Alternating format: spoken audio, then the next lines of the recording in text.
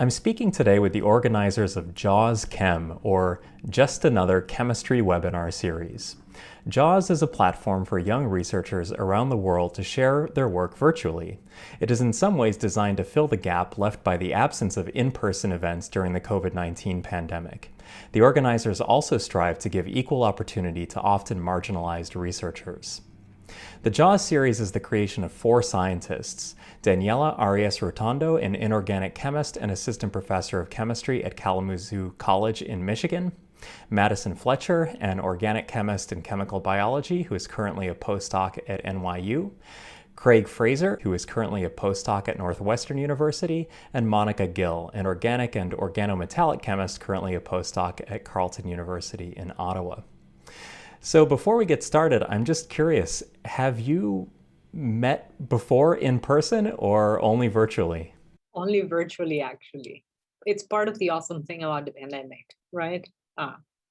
We met, Craig is kind of the center point of this, so I'm gonna let him talk because he and I met via Twitter and he connected all of us. So Craig, you should tell the story. It was kind of 2 channels of communication. So I was randomly chatting with Danny about some things via DMs on Twitter.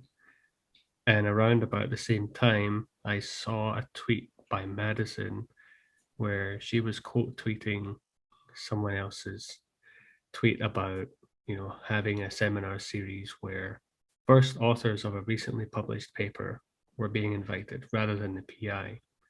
And Madison said, "This is a great idea. We need to do more of this." And I jumped on and agreed and said, yes, we should definitely do this. And then that's when Monica also jumped in and said, "I also agreed that this should be done." And we all kind of said the same thing, but we all agreed that none of us wanted to do it alone. I guess one thing led to another, and we organized the whole seminar series. That's amazing. It's really been a fantastic service to the community, particularly for young researchers. And I can appreciate the sentiment about inviting authors of the actual work to present their work rather than the PIs. It's often a joke that PIs give at ACS and MRS where they say, "I didn't do any of the work, I just talk about it," and then everyone has their yucks, and then the professor just describes what all of their actual researchers in the labs did, and it's funny the first time you hear it, and then it's never funny again. So I'm glad that you're finally righting this wrong. Before we get into the specifics of the JAWS series, I'd like to ask you individually a few questions about your own academic histories, your own interest in science, and how that led you to where you are now. And I'd like to start with Danny. So can you tell us a little bit about the student experience in chemistry at Kalamazoo College? And one of the reasons why I wanted to be here was because of the small class sizes and how close everyone is to each other, right? In the department, we, the faculty, are very close, and like we really make a point of knowing each other. And I don't know if I can say that we are all friends because I'm new, right? But we get along very well, and I do consider them my friends. And it's been great from my point of view. But you didn't ask about that. You asked about the students, but I think that the fact that we are such a cohesive group helps the students, right? And we really make a point of getting to know our students and working with them. And so they get, again, small class sizes, so like they really get to know the faculty. We get a lot of students working with us in our labs, and they benefit from that a lot. And while there's always respect and we are Dr. So-and-so, it's not here I am, I'm going to just like throw knowledge at you and hopefully you catch some, right? It's truly a back and forth, which is pretty amazing. And just to give you an idea of how amazing the students are and how good the relationship is, it's turning into a I think here that students decorate their research advisors' doors for their birthdays. So a couple of weeks ago, it was our chair's birthday, and his door was like decorated with balloons and a banner and things. And this is a secret, but today is another one of my colleagues' birthdays, and his door is full of balloons right now. And so That's I think fantastic. that that's not academic, right? But it really goes to show we do believe that you can't learn without a significant relationship, right? It's really hard again to like throw knowledge at someone and hope they catch it. And so we do make a point of getting to know our students so that we can really work with them. And I think that that's one of the things that I hear the most from our majors, our chemistry students. A lot of them tell you, well, I wasn't quite sure what I wanted to do, but then I met the chemistry faculty and I decided to be a chemist, and it's pretty fantastic when you hear that. That made me very excited to be part of this department. And one of the reasons that I'm asking is that there's kind of a lack of information out there about what life is actually like as a faculty member or a student at a primarily undergraduate institution, or sometimes you hear the word PUI, unless an applicant did one of their degrees there. What do you wish you knew about the job before you applied for it? I think that a lot of people think that being at a PUI, you're going to do a lot of teaching, right? Which is true. But something that once I heard, and I think that anyone applying for a job like this should internalize it even more than I did, maybe, is you can learn how to teach. Doing your research is the hardest part, right? Because you are used to being in a relatively large research group most of the times. I did my postdoc at a very large research group, so I had a lot of people to bounce ideas off of. And suddenly you're here, and I'm the only inorganic chemist here. So my organic colleagues are fantastic when I have to make ligands, and I'm not sure, is this reaction going to work or not? Or like, I just go with an NMR, like knock on my colleague's door, and I'm like, why is this not working? But coming up with your own research ideas and having someone tell you, that's a terrible idea, why would you do that? Or point the obvious flaws that maybe you don't see. That I think is one of the key things that people sometimes ignore about a PUI, right? Particularly people who were never at a PUI or have no idea what it's like. They think that we teach all the time. And it's true, we teach a lot, right? But you also have to design your research program with students that maybe can commit 4 hours a week, right? And you have to come up with something that is interesting enough that someone will fund it, interesting enough that what students will want to do it, and that has a potential for success, right? And so I think that while I don't want to minimize the importance of teaching, and if I really didn't think that was important, I wouldn't be here. I think that yes, you have to be a good teacher, and yes, there's always room for improvement. But being a self-motivated researcher and keeping a network of people that you can talk about science with outside of where you are, that's key. That is something that I was told, but I think it's kind of like the best kept secret, when going to a PUI, which is kind of odd. Was it difficult starting your position at a PUI in the middle of a pandemic? And how has COVID affected your teaching? And if it has, which I'm sure it has, what aspects of pandemic teaching will you take with you next year when hopefully most of this is behind us? Yeah, it was not how I expected to start.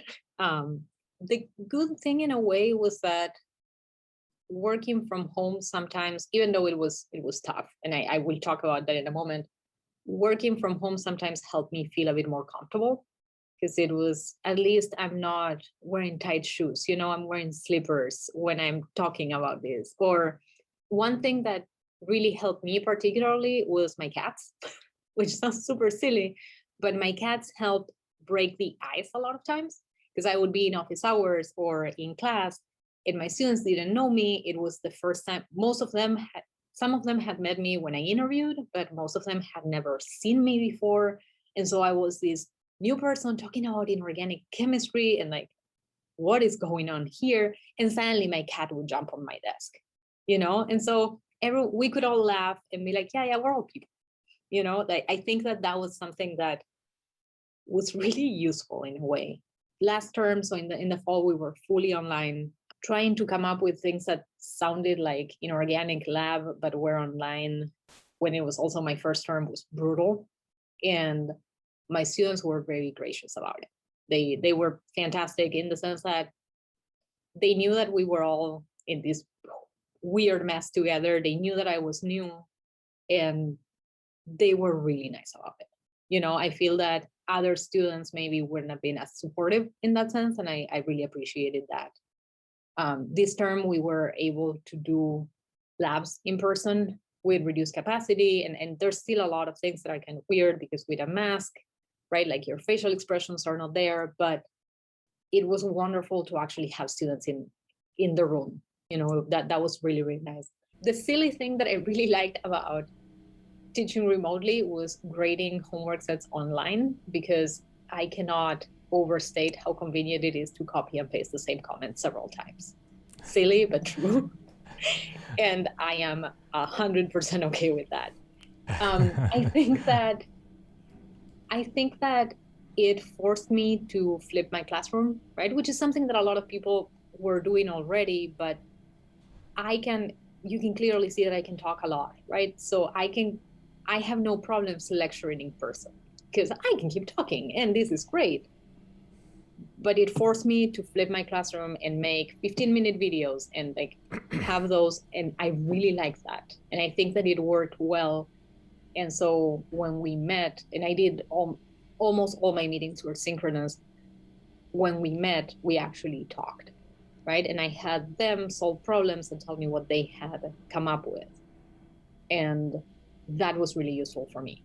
I think that worked much better, and have them work in small groups worked much better than what I would have done maybe if it had been my first term or my first year in person. I would have probably lectured more, which I don't think is as good or as effective. And the cool thing is now you have these videos that you've produced, which are now going to be useful in the future. And you can even run a flipped classroom in the same way online as you can with the breakout rooms using Zoom or whatever the platform is. Madison, when you were in college, you were deciding between chemistry and art history, or a combination of both. What made the scales tip toward chemistry? I don't know how you found that, but yeah, it was a so I actually went to a PUI as an undergrad. I went to Bard College, which is exactly how Danny's describing it. And I would say is even more informal. Everyone goes by their first name, no matter what department you're in, which was weird going from high school to college. But the chemistry department there at Bard is an incredibly special place. It's like I don't know how to describe it other than having experienced it, and the same is true for like other people who have majored in chemistry there. It also helped that when I took art history for my first semester, I had a like substitute for the person I was supposed to be taking it with, and the class was less than great, I would say. It was a lot of just here's an image, here's some facts, and now we're going to take a test. It wasn't what I imagined an art history class to be. So it was a very easy decision moving into chemistry because the faculty essentially started with me. Like my undergrad advisor, Emily McLaughlin, she is one of the best faculty I've ever had the pleasure of working with. And she started my first year. The next year, we got our biochemist. The year after that, we got our physical chemist. And then we also had a visiting professor. So it was like, as our very small cohort of 7 people in my class grew in the department was growing with us. So while it might have been unfortunate that some of the times the classes were really hard because faculty didn't really know, oh, how do I change this for undergrads, um, it worked out in the end because we had a like unit and we had a family that existed in the department, and it just made majoring in chemistry so much easier. Like the classes were hard, like definitely way harder than they should have been, but it was an obvious choice. And I mean, like I still love art. I'm in New York City now, and there's art everywhere. And I am sort of renovating my house as an archaeologist, kind of like discovering things literally like week by week. So I would say I still have that creative aspect, and like that creative interest, but it just made sense to do chemistry and just keep going with it. Do you think art and science are somehow inherently synergistic, particularly chemistry and maybe even particularly organic chemistry? Absolutely. I think, and I might get in trouble for this, but I don't think there's any difference between science, hard science, whatever you want to call it, and social science. I think there's a level of, um, there's a way that scientists count things, and it's with numbers, it's with like quantitative data. But I think qualitative data and like experience and feeling, which you get in humanities courses, is as important, if not just as measurable as it is like in science. Um, and I think going to a PUI, especially one that's like all about doing everything that you can, like take an art class, take a dance class, take however many languages you want, take lit classes. I think that really formed my idea about that science is not special. Like it is special, it is a specialty, but painting a Van Gogh painting is also a specialty, and it is a skill. And I think anyone could become a scientist. It's just, do they have the support structure, and do they have, like time and energy to devote to learning linear algebra? Like it's, everybody can learn everything if you go far enough. You might not be like a Nobel Prize winner, but there's inherently creativity in all fields. Yeah. That's fantastic. And I don't think you're going to get in trouble for saying that. I always thought that that science wasn't so far from everyday rational behavior. Like you buy a new toaster, and this setting it's burned, and this setting it's still frozen. So the hypothesis is that there's somewhere in between where. Yeah, and I think like with STEM becoming such a, well, not becoming, it was pushed as such a like specialized field. I'm glad to see that there's kind of a pushback of like, we should do STEM, but we also need social sciences, we need humanities classes, we need scientists even to have a life outside of science.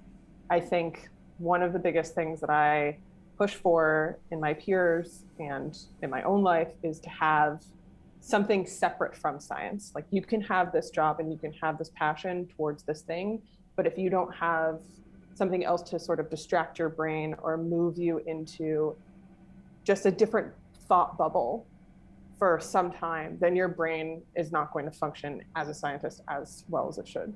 Like, so anybody listening out there, take a vacation, please.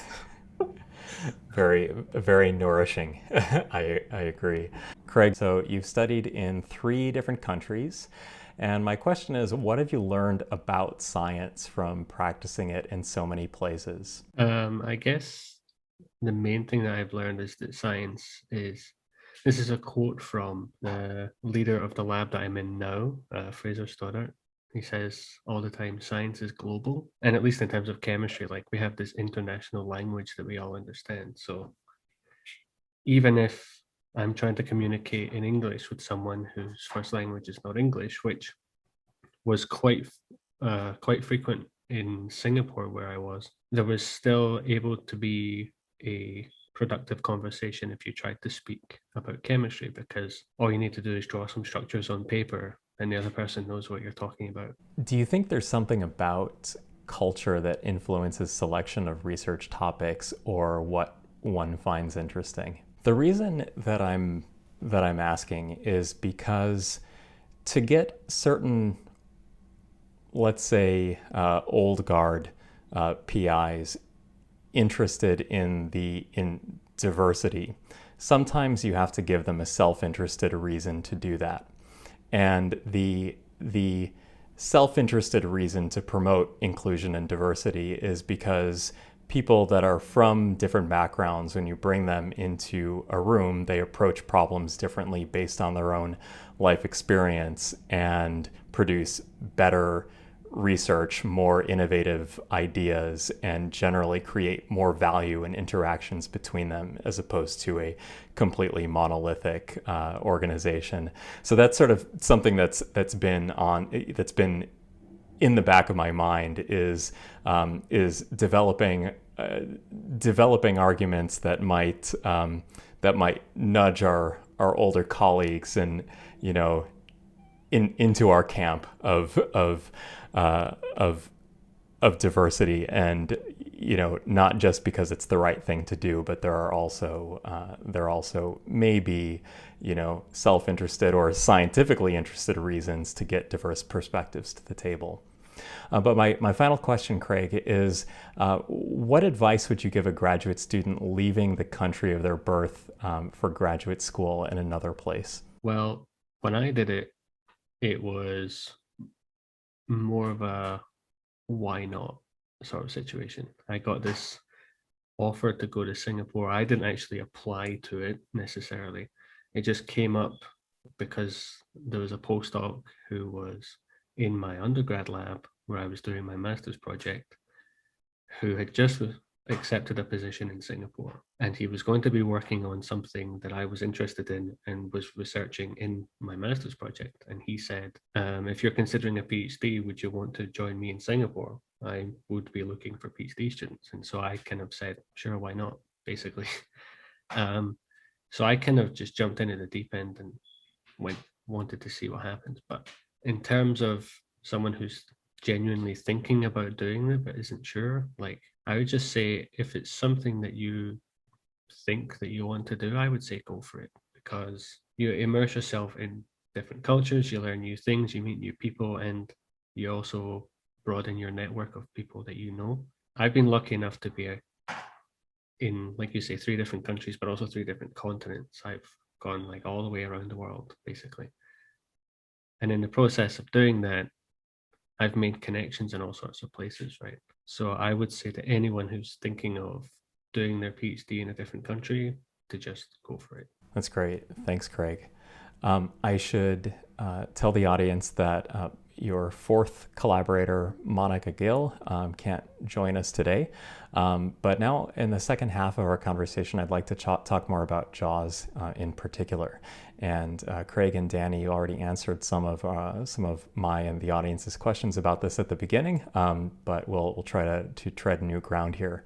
So JAWS is an amazing, catchy name. It stands for Just Another Webinar Series Chemistry, but it implies that there were some already, and maybe some journals had some webinars, but were there that many to start out with, or what niche are you trying to create, and will you continue after the pandemic is over? When we were trying to come up with a name for this, we had seen, there are a few other seminar series out there, and especially at the time, so this was about August last year, we were still in the midst of this raging pandemic. So the ACS conferences had gone online, everything was online. And then there's a series in Canada for the inorganic folks, GIDW, run by Marcus Drover and Saurabh Chitnis, both in Canada.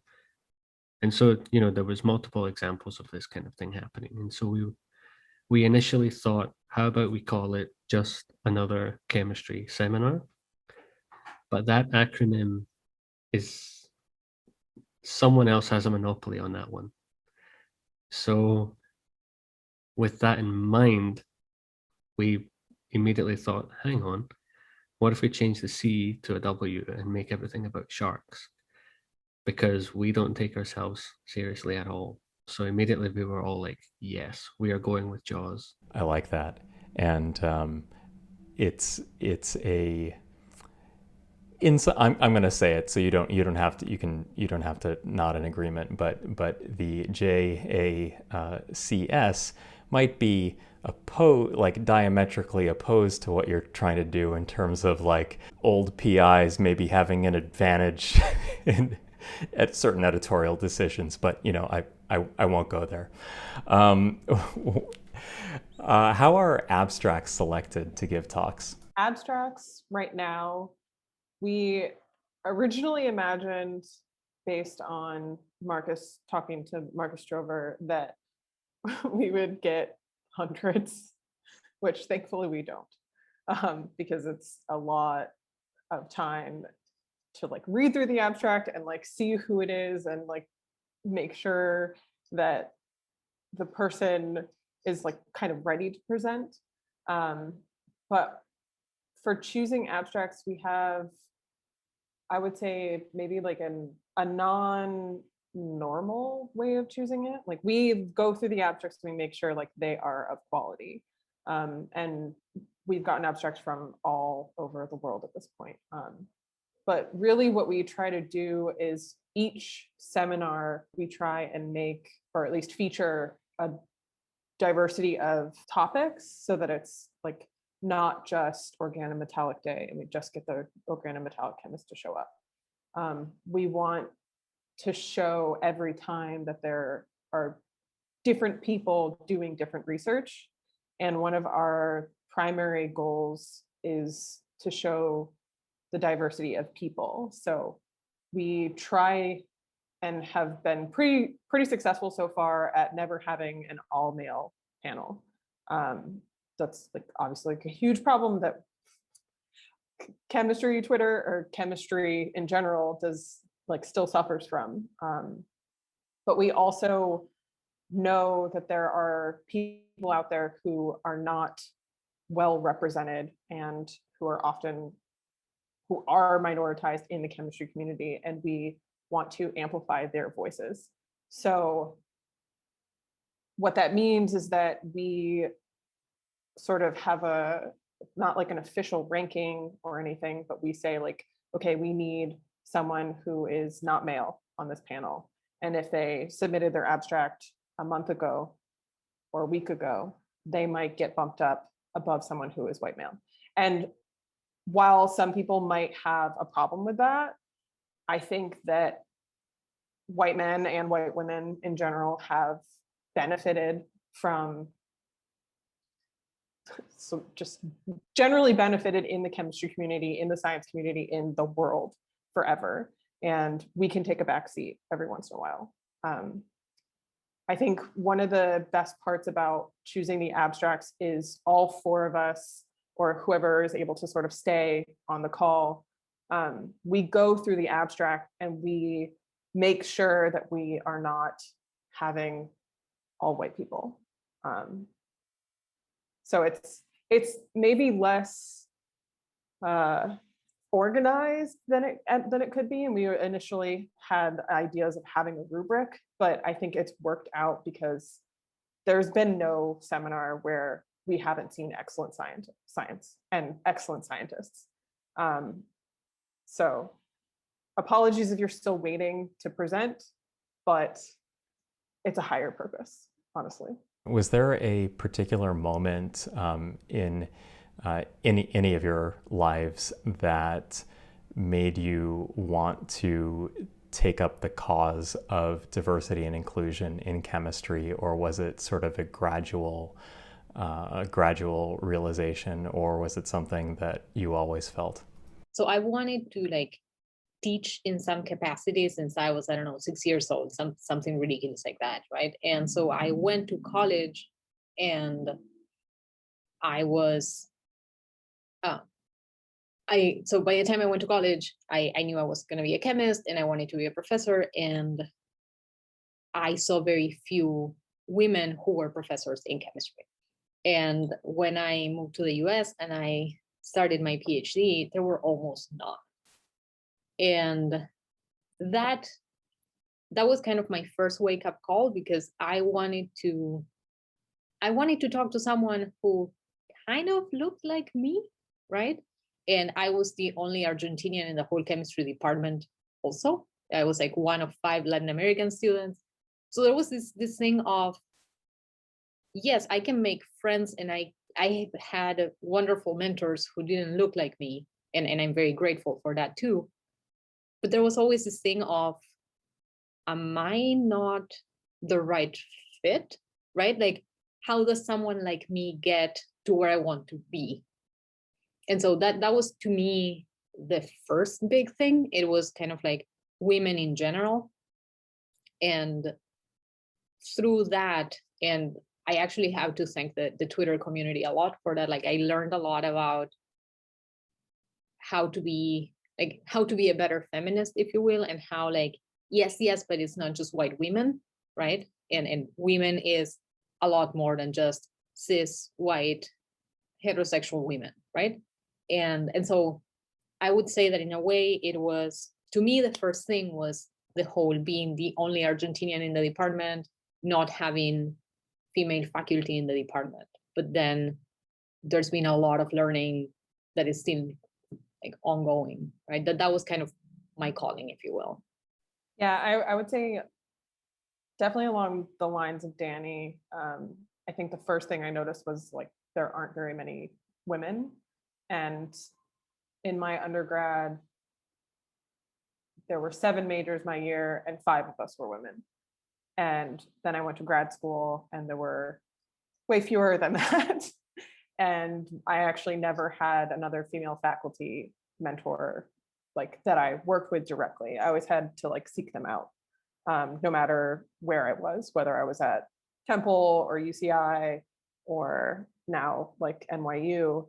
You always have to find the person that can help you, whether it's like an AWIS group or another like women in STEM or another minority group, like club kind of thing. But I think Twitter and like talking to people who held the same ideas helped me solidify like what else I was missing, and helped me develop like language towards figuring out how to address it, and not just focusing on early like STEM education things. Like for a long time, people were like, oh yeah, diversity in science starts with like little kids, but show me a department that has lots of Black faculty that's not an HBCU. Like any R1 institution that has more than 25% women. It's really unfortunate, and like as a postdoc, I don't have a lot of control over that. I definitely tend to make a stink, I think, more frequently and like through grad school, but there's a limit to like the power that I have versus other faculty and other institutions. Sure. And 25% would be considered a lot in engineering, and in engineering it's maximum of 20, less than or equal to 20% women. I have a couple of questions about the nuts and bolts of JAWS. The first question is, why not record the seminars for posterity, and why the decision for the 48-hour time limit to make the recordings available? I would like people to feel confident in presenting work that is potentially nowhere near being published, but they still have a reasonably sufficient story, and maybe they've still got a couple of questions that they're kind of struggling to answer. They should be able to come and present at JAWS and hopefully get some questions, get some feedback. Someone could be watching who, I don't know, maybe is a computational chemist and could offer, to do some calculations for this person. And then that could help the paper get published. But of course, people do have the worry of, if it's much too early, someone could scoop them, right? Which is an unfortunate feature of science. But I think if we try to encourage that,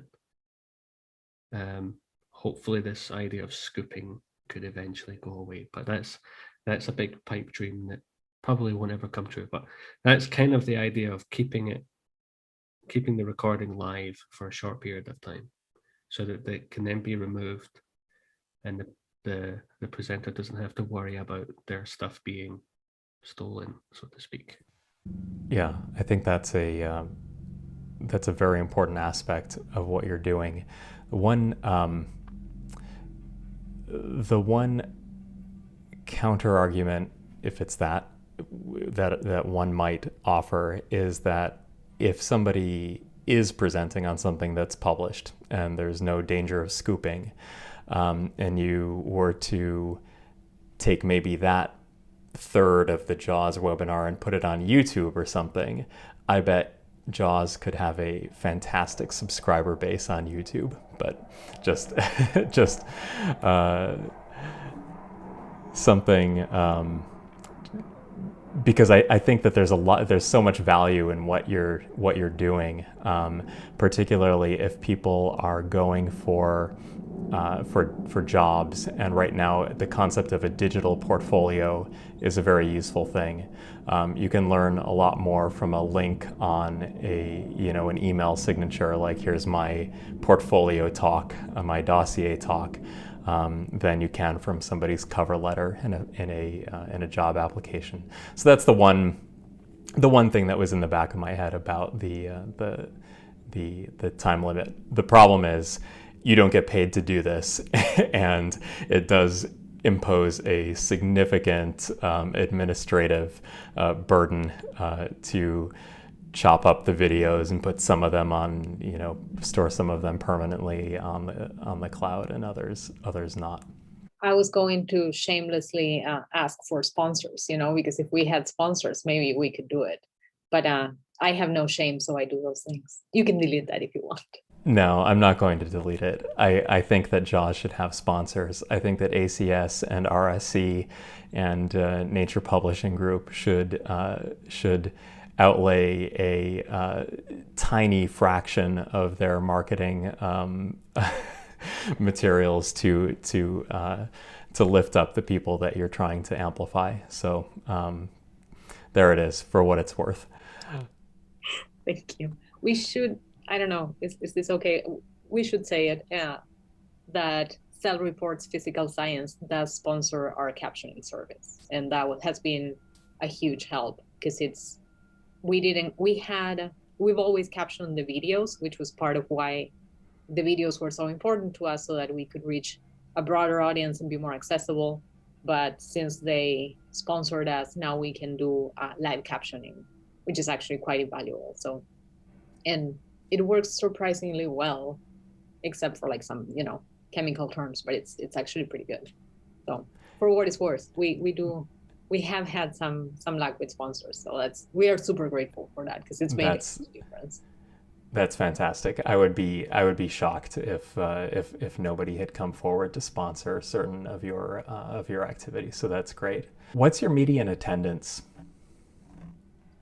So I can answer this question. I'm just gonna look at my list. So we unfortunately didn't really start tracking this in 2020, but our new 2021 reboot, season 2 of JAWS, we started tracking every time, and it sort of bounces between 23 to 35 people pretty regularly, depending on the 8 p.m., 11 p.m. slot.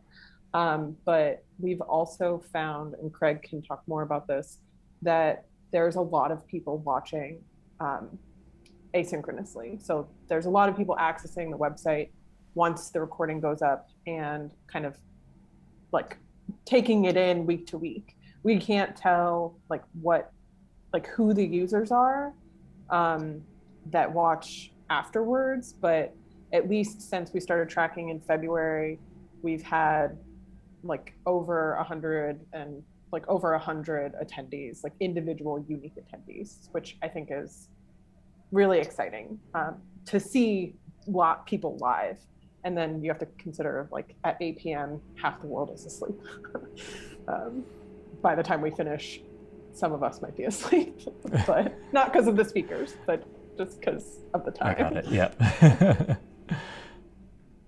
Can we do a small shout out to our regulars? We do have like a small crowd of regular attendees who come every week, and it's wonderful to see that.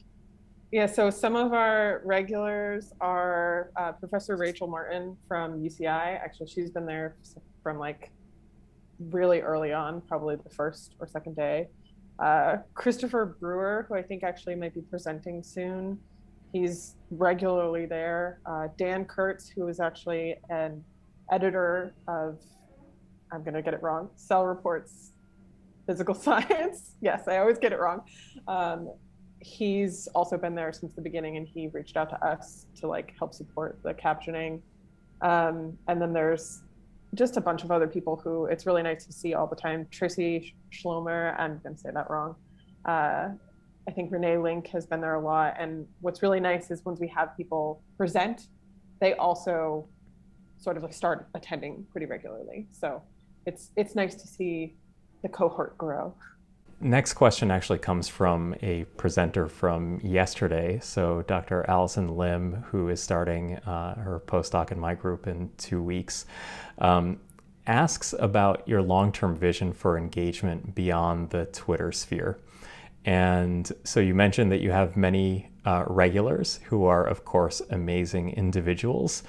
These include scientists on social media who tend to already be interested in outreach. And the question is, how do you think you can expand your audience to engage those who aren't on Twitter? So the so-called old guard of scientists. And I would add, is it necessary to do so? I'll hop on this hot take.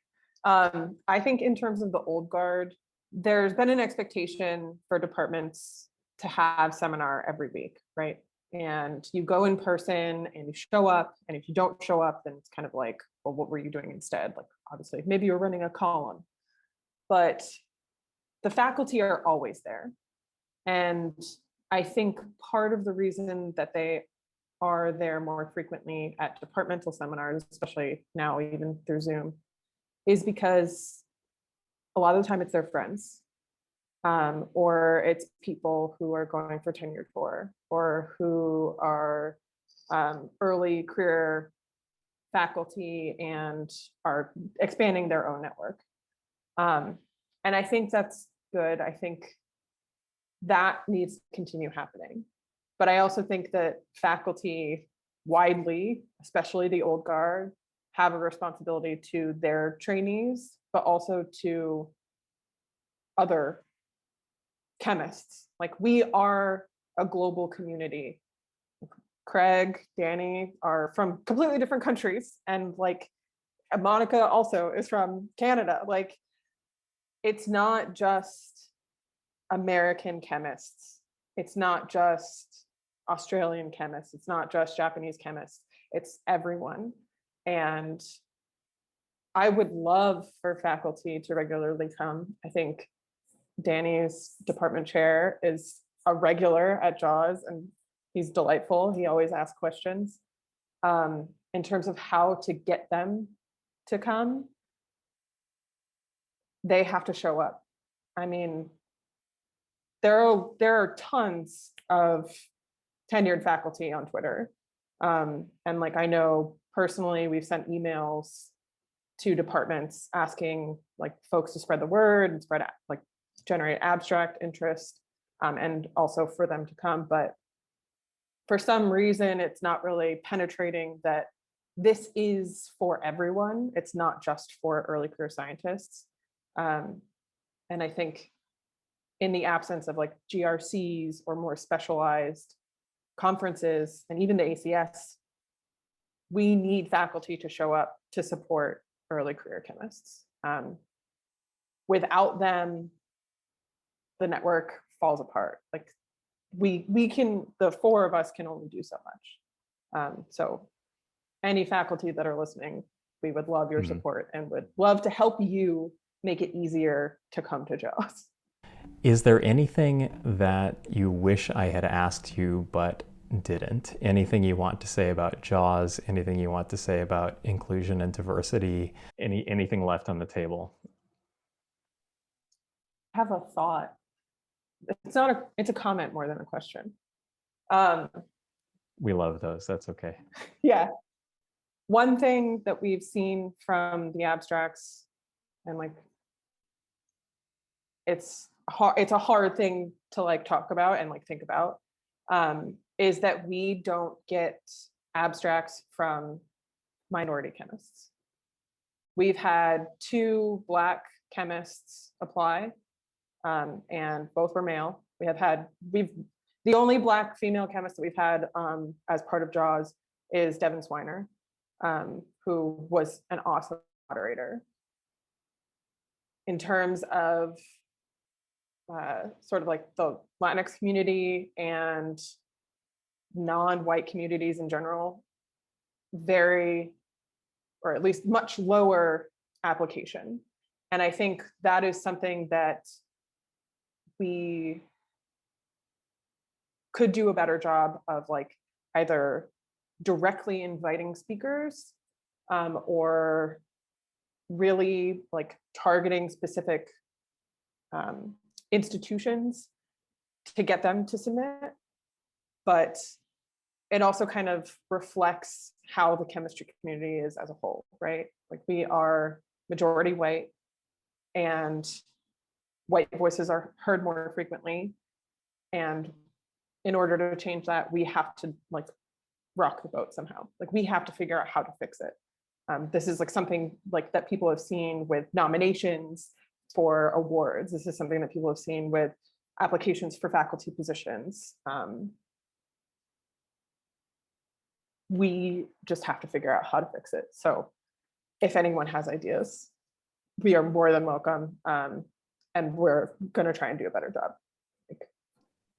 And if I may, building off of what Madison was saying and the previous question, that is kind of why we need the old guard, right? Because one thing that we struggled with a lot at the beginning was, how do we get credibility? How do we tell people that we are not just 4 crazy people from Twitter, which we are, just like screaming into the void, right?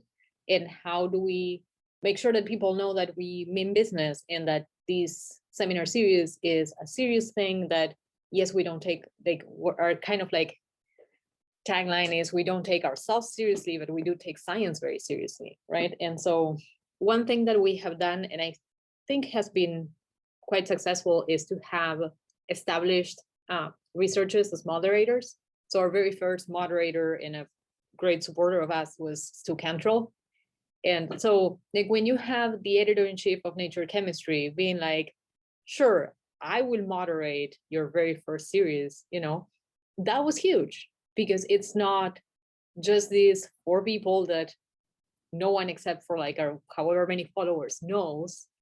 That was really good. And so while we want to hear science from the people doing the science and not from the PIs necessarily, we do need the support of established researchers who can say, hey, my student so-and-so, who is also maybe part of a URM, would give a great talk, And another thing that we've started working on is ties with researchers outside of academia. So we're reaching out to industry, because while we want to mainly give a platform to early career researchers, just because you are maybe a new staff scientist in a national lab, or maybe like you just started your career in pharma or whatever other industry, that doesn't mean that we don't care about what you have to say, right? So we are also trying to reach out to those other spheres, if you will, to come up with a more diverse pool of speakers, right? So we we do need the help of as many people as can help spread the word and help us identify those people who might be sometimes too shy to say, hey, I could give a talk. And so that's a goal of ours, that we're working on it, but I think we can use all the help we can get, and not in a bad way. That's great. And I'm hoping that this conversation maybe does, 0.1% of good toward your goal. I think it's really important work what you four are doing, and I definitely appreciate the time and effort it takes to build something from zero on your own time and your own dime as well. I think it's a new era in scientific communication and community building when we have things like seminar series that are remote, podcast, YouTube, and Twitter, and really, I think the gatekeepers are changing. Now you might, the break room conversation might involve something that a second year graduate student of color said at some university that is, not your university. Whereas, 10 years ago, it might have been, did you see so-and-so established tenured professor, white guys talk at ACS? And even or maybe somebody wrote an editorial in, in pick your flagship journal, and now this type of